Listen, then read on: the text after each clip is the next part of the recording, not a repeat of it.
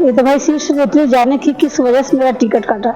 मैं तो लगातार 6 महीने से अपने क्षेत्र ग्राम विधानसभा में जाकर के घर घर जाके प्रचार प्रसार कर रही कि मेरा जो समाज है, निषाद समाज, जो डॉक्टर साहब ने 5 हथियार दिए हैं, नारा, झंडा, चुनाव चिन्ह, नेता, पार्टी, 5 झंडे के तले मैं जाकर के समाज के बीच में अपनी बातें रख रही थी कि हमारा समाज अभी सोया है, उसको जगाने के लिए उनके आदेशानुसार मैं घर घर जाकर के प्रचार प्रसार कर रही थी। और डॉक्टर साहब ने हमारे साथ बहुत, मेरे मान सम्मान के साथ बहुत अन्याय किए है, क्योंकि धन धर्म दोनों गया है मेरा। धन और धर्म के दोनों के बारे में कुछ बताना चाहेंगे? जैसे आप ही बताइए, आपके घर की बहू बेटी, मैं मझमा विधानसभा के मझमा की बेटी हूँ और सिटी ब्लॉक की बहू हूँ।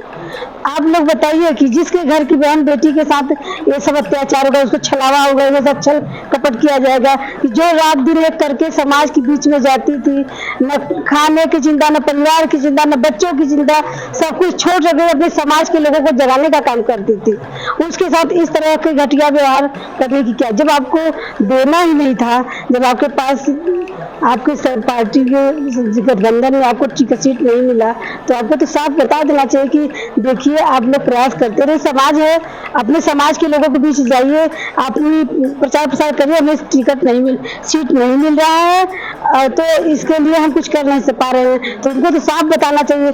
3-4 दिन तक हमको दिल्ली क्यों रोका गया? मतलब आपको आम वक्त में मुझे धोखा दिया गया नहीं। तो इस धोखे पर अभी आपके पति ने आरोप लगाया है, गंभीर आरोप, कि लगभग कई लाख का गमन किया गया है, क्या है सत्य? भाई ये सत्य तो है ही, लिया गया है। जब पार्टी में हम आए तो उतना तो करना पड़ेगा, खर्च हुआ है हमारा, तो मेरे पति ने तो गलत कह नहीं रहे हैं। मैं कहना यही चाह रही हूँ कि मेरे साथ जो अन्याय हुआ है मुझे न्याय मिले। मैडम, एक आप महिला होने के नाते आपको ठगा गया है, तो आप, क्योंकि बीजेपी की सरकार की, बीजेपी कहती है महिलाओं को सुरक्षा दिया जाता है, तो आप एक महिला होने के नाते, आपके पति भी बोल रहे हैं बार बार कि महिला होने के नाते अगर हमें नहीं देखना लेकिन एक महिला को देखना चाहिए था, तो आप बीजेपी सरकार से क्या कहना चाहेंगी?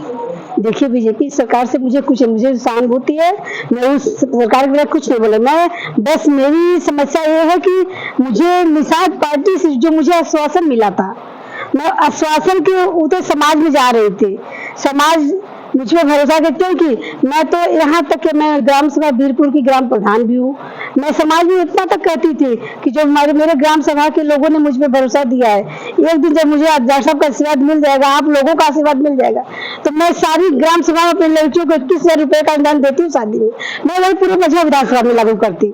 लेकिन मैं तो हमेशा समाज सेवा का काम करती हूँ, मैं सहायक अध्यापिका थी, रिजाइन दे के समाज में आई हूँ। जैसा कि निषाद पार्टी एक शोषित वंचित पार्टी कहा जाता था, जिसमें सिर्फ गरीबों के लिए हक की लड़ाई लड़ा जाता था, क्या पार्टी का नारा गलत है? ये तो आप लोग कॉन्फ्रेंस बुलाने का सिर्फ मेरा मकसद एक ही है कि जो हमको अंदर दुख है, जो प्रताड़ित किया गया है, उसको बताने के लिए आप लोगों को बुलाया है। और मैं आप लोगों से यह कहना चाहता हूं कि इसका अर्थ का अनर्थ न निकाला जाए। हमने किसी पार्टी के हित के लिए, किसी पार्टी के प्रचार के लिए हमने यह कॉन्फ्रेंस नहीं बुलाया है। मेरे साथ जो घटना घटी है, मैं उसके बारे में बताना चाहता हूं आप लोगों को कि मेरे साथ क्या क्या घटना घटी है।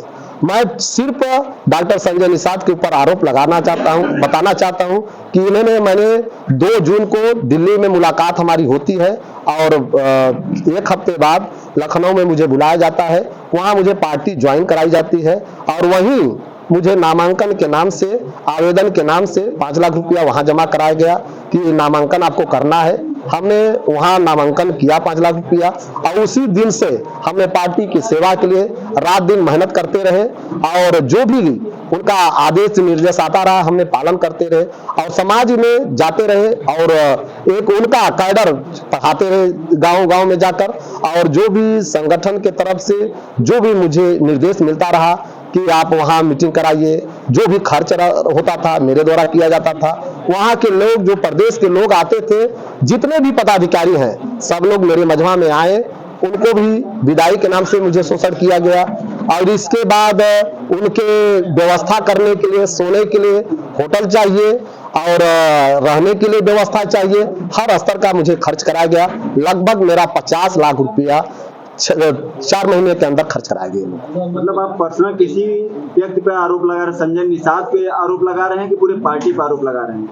सिर्फ हम संजय निषाद पर आरोप लगा रहे हैं, मैं पार्टी पर आरोप नहीं लगा रहा हूँ। सिर्फ संजय निषाद ने हम लोगों के साथ धोखा दिया। इन्होंने बड़ी बड़ी बातें करते हैं कि हमारे पास 5 हथियार है। जब हमने वहां गया, उनका कैडर सुना, तो उन्होंने कहा कि हम आप लोगों को, समाज को 5 हथियार दे दिए हैं, आप इससे ले जाकर समाज को बढ़ाओ, आगे बढ़ाओ, और समाज ही इसी से आपको खजाने की चाबी मिलेगी। यही सुनकर, यही समझकर हमने चला आया, और अंत में आया कि मेरे ही खजाने को संजय निषाद ने लूट लिया। खजाने की चाबी देते देते मेरे ही खजाने को लूट लिया। आप बात करते हैं बड़ी बड़ी कि रेप कांड हो रहा, वहां हुआ था, यही मीडिया के सामने ऐसे रो रहे थे जैसे कि बहुत दर्द हुआ इनको। और एक समाज की महिला के साथ क्या उत्पीड़न उन्होंने किया, उनको दर्द नहीं हुआ? ठीक है, टिकट नहीं मिला, उनको सहानुभूति जतानी चाहिए था। हम लोगों को दिल्ली लखनऊ बुलाकर बताते हैं कि बेटा घबराओ मत, बेटी घबराओ मत, हम लोग तुम्हारे साथ हैं, कहना चाहिए था। तो कैसे मैंने उनको माना? हम तो उनको भगवान की तरह मानते हैं। आप लोग देख लीजिए, मैंने आज के डेट में भी उनका फोटो लगाकर अपने सर पर बैठे हुए हैं, आप लोगों के सामने है। मैं तो उनको भगवान मानता था। इसका क्या रीजन है? आप एक तरफ आप उनको कोई इल्जाम भी लगा रहे हो, दूसरी तरफ आप उनका फोटो भी लगाएंगे। इसलिए मैं लगा रहा हूं कि जाने हम वास्तव में उनको भगवान मानते थे। मैं आप लोगों को बता दूं, मुझे हर पार्टी के लोग ऑफर किए थे कि आप आइए, आपको टिकट देंगे, लेकिन हमने इनकार कर दिया। इसलिए इनकार कर दिया, ये मेरे मसीहा थे, हम इनको भगवान मानते थे, लेकिन उन्होंने मेरे साथ ठग किया। क्या वो भगवान नहीं रहे? आप भगवान मेरे नहीं रहे, इसलिए नहीं भगवान रहे, उनका दोहरा चरित्र सामने आ गया। एक तरफ तो बोलते हैं कि हमको सीट नहीं, जीत चाहिए, और एक तरफ तो इस तरह से बात करते हैं। अब बताइए कौन सी जीत उनको नहीं है? दिल्ली में उनकी सरकारें हैं, लखनऊ में उनकी सरकारें हैं। अब कौन सी जीत के बाद वो काम करेंगे? समाज की बात करते हैं और समाज के साथ धोखा करते हैं। क्या इस उपचुनाव में आप प्रचार करेंगे? नहीं, मैं किसी भी पार्टी का कोई समर्थन नहीं करूंगा। अपने लोगों को बुलाऊंगा और एक आपातकालीन मीटिंग करूंगा। इसके प्रेस कॉन्फ्रेंस के बाद जो हम लोगों का आपस में निर्णय होगा, फिर उसको आगे देखेंगे। हम किसी पार्टी के लिए नहीं, हम किसी पार्टी के विरोध की बात नहीं कर रहे हैं, बल्कि बीजेपी एक परिवारवाद नहीं है, लेकिन इन्होंने उनके साथ उनका दुरुपयोग करके लगभग कितने का आपके साथ हुआ? देखिए, दिल्ली में उन्होंने हमको 18 तारीख के बुलाए हैं, और वहां पर हमने 10 लाख रुपया उनके जिस कमरे में सोए थे उनको दिया था, और 5 लाख रुपया यहाँ 15 लाख, और लगभग 50 लाख रुपया मेरा यहाँ खर्च हुआ है। तो क्या मतलब विदाई के नाम से वो पैसा आप वापिस चाहते हैं? वापस दे या न दे, इससे हमसे नहीं मतलब है, लेकिन उनका चेहरा समाज के सामने आए। समाज दुखी है। हम ये चाहते हैं कि जैसे मैं ठगा गया और कोई न ठगा जाए, इसलिए मैं लोगों को बताना चाहता हूं कि इस ठगों से आप सावधान रहे। ये समाज पहले और किसी से ठगी हुई थी सर? नहीं, ऐसी कोई बात नहीं है, मेरे साथ ऐसा कुछ नहीं हुआ था। थोड़ा सा शॉर्ट में